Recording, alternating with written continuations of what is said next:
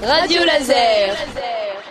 L'actualité fait que il y a eu un tremblement de terre donc du côté de en Haïti, et que nous avons sur le territoire quelqu'un qui connaît bien Haïti, c'est Jean-François Ménard, qui a vécu 4 ans en Haïti, et donc on voulait en parler un petit peu, faire le point, parce que c'est vrai que c'est une situation dramatique là-bas. Jean-François Ménard, donc merci d'être venu dans nos studios en parler. Bonsoir. Bonsoir. On a essayé de rebondir tout au long de la journée là-dessus. C'est compliqué parce qu'on a peu d'infos. Vous, je crois, vous avez eu des coups de téléphone. Vous avez appelé parce que on l'a dit, vous avez vécu 4 ans là-bas, donc vous connaissez bien la situation en Haïti. Oui, 4 ans en plusieurs reprises, et puis on a gardé des contacts là-bas. Donc le téléphone, hélas, ça ne marche pas. Par contre, par les relais, par Internet et par un certain nombre de contacts, aussi bien en Suisse, il y a encore une demi-heure, qu'à Paris et par le Québec, on a pu savoir que la situation est de plus en plus évidente dans sa catastrophe, qu'elle est très difficilement évaluable pour les raisons qui ont été dites un peu partout sur toutes les chaînes, que par contre, plus on va aller, plus on va en découvrir les conséquences. Ouais, j'imagine que ça va être assez long à découvrir. L'Express titre sur son site internet: abonné aux catastrophes naturelles. Haïti abonné aux catastrophes naturelles. C'est le cas ? Je crois que c'est un bon titre, et parce que c'est le cas, et puis Haïti a beaucoup donné, que ce soit dans les catastrophes naturelles climatiques qu'on a pu connaître encore l'année 2008. 2009, une chance, a été plus clémente, mais 2008 et jusqu'à 2004 en remontant, il y a eu des catastrophes liées à des cyclones, il y a eu les émeutes de la faim. J'allais en parler, oui, les émeutes de la faim. L'année dernière, il y a eu des crises politiques successives, il y a une infrastructure et une logistique extrêmement déficiente dans le pays, qui fait que cette catastrophe d'aujourd'hui est la pire des pires.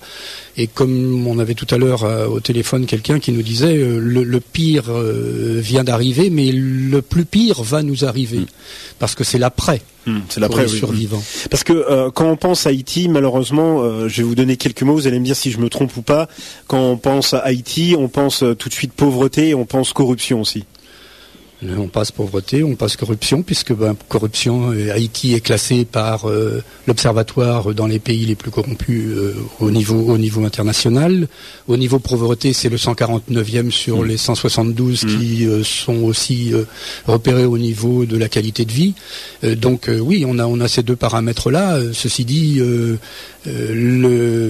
pour les plus optimistes dans la catastrophe, c'est de se dire, est-ce que c'est celle-ci qui va enfin permettre de rebondir ? Vous avez encore des amis ou des proches là-bas, donc vous les avez eus quelle est la situation aujourd'hui ? Qu'est-ce qu'ils vous ont dit ? Est-ce qu'il y a des Alors les amis que j'ai pu avoir au téléphone, qui ne sont donc pas en Haïti, puisqu'on n'a pas eu par téléphone des personnes en Haïti, mais il y a un de vos collègues journalistes sur France 24 qui me dit on attend les nouvelles, on attend des nouvelles, et voilà. Une autre personne nous a donc annoncé que des proches étaient décédés. Par contre, par mail, on a des nouvelles plutôt rassurantes des personnes, mais même s'il y a des blessés, mais très très alarmantes en ce qui concerne l'habitat, que ce soit l'habitat de proches, qui est détruit, que ce soit l'habitat aussi de structures dont on est proche et qu'on soutient, type des écoles, type des gens qui sont engagés dans l'alphabétisation, l'éducation populaire, et dont l'ensemble des structures est détruite. Je pense auprès de la cathédrale de Port-au-Prince, quand même centre de Port-au-Prince, de même auprès du palais présidentiel, des centres d'alphabétisation sont à terre, des centres pour les femmes sont à terre. Donc ce qu'on nous disait par mail, c'est les vies sont là, par contre les œuvres vont être à reconstruire, et c'est pas ce qui va être le premier reconstruit dans l'aide internationale.